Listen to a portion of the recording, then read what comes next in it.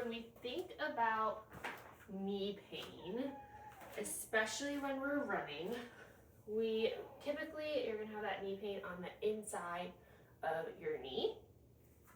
And there can be a couple components to this. So one, you can't really see with her, but when I step, my arch could be flattening and my foot could be rolling in, and so then my knee is gonna have excess strain on the inside of my knee. And when we have repetitive stepping and like pounding on that, that can wear down on that knee after that like repetitive rotational motion in. That can also be coming from the hip. So if like when we're doing a single leg squat, when we're coming down, if our knee is caving in, you can see kind of,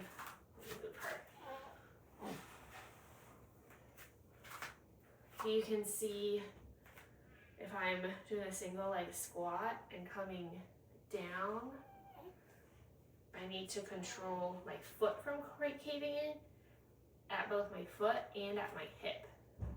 Okay, and so sometimes if we're squatting, we can see compensations at the foot, that our foot isn't stable enough, like when we're lifting our toes, or compensations are coming from your hip and knees are kind of like wobbling in.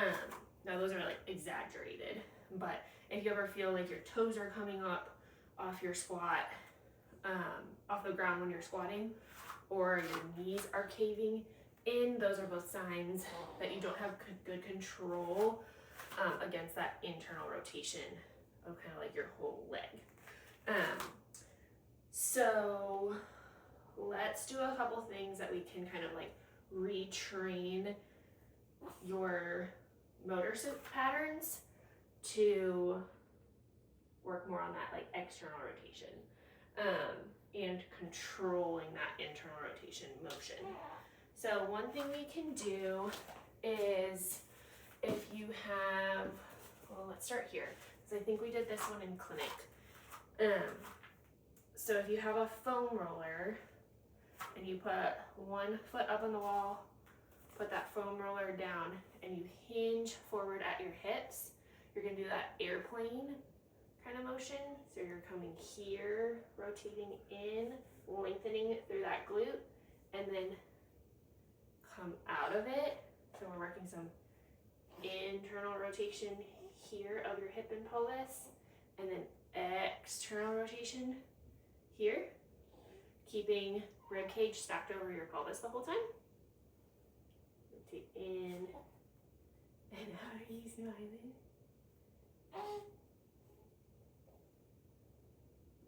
So we can, this one's a really good one to do. Also working a lot on control of your single leg motions. So like easier exercises would be like your clamshell. You can do, I don't have a small resistance band on me, but you know, your clamshell here is gonna work. External rotation of your hip, especially if your knees are closer in. We wanna get kind of like that posterior portion of your butt, not your hip flexor. So you should kind of feel it in the back of your butt. Another thing that you can work on to progress this is getting up into a side plank. I think we did these too. Lifting up here is good.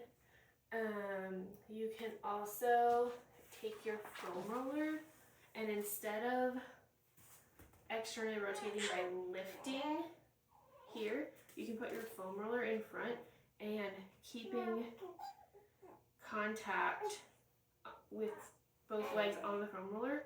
If you kind of roll forward with that foam roller here, you should feel a little bit in the top of your hip, working some of that external rotation, and then kind of pulling back, just getting that good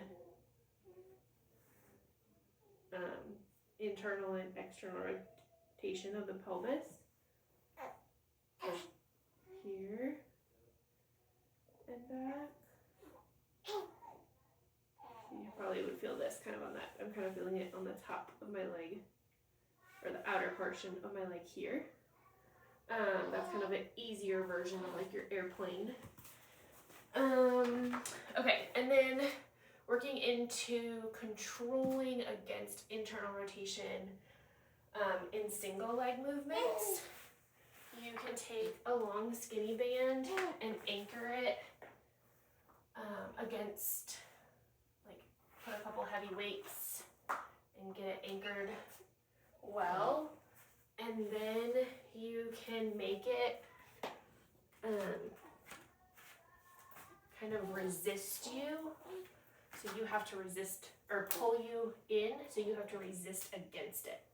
So now, when I'm lunging down, I really have to make sure that this band isn't pulling my knee in, and I'm feeling that fired up on the side of this hip. So same thing, inhale down into that glute. Exhale, drive through your heel and glute to lift. Inhale down, exhale, lift. That's another thing that I see a lot with knee pain is like when you're doing stairs or a lunge, a lot of times people will put all their weight forward and push up through like their knee and quad, and that's going to be more aggravating to extend through your knee than to extend through your hip. So when you're coming up out of a lunge, you really want to drive through your heel and glute to stand instead of driving through your quad and knee to stand in order to take some of that pressure off your knee. Start with these. Let me know how it goes, and then we'll go from there.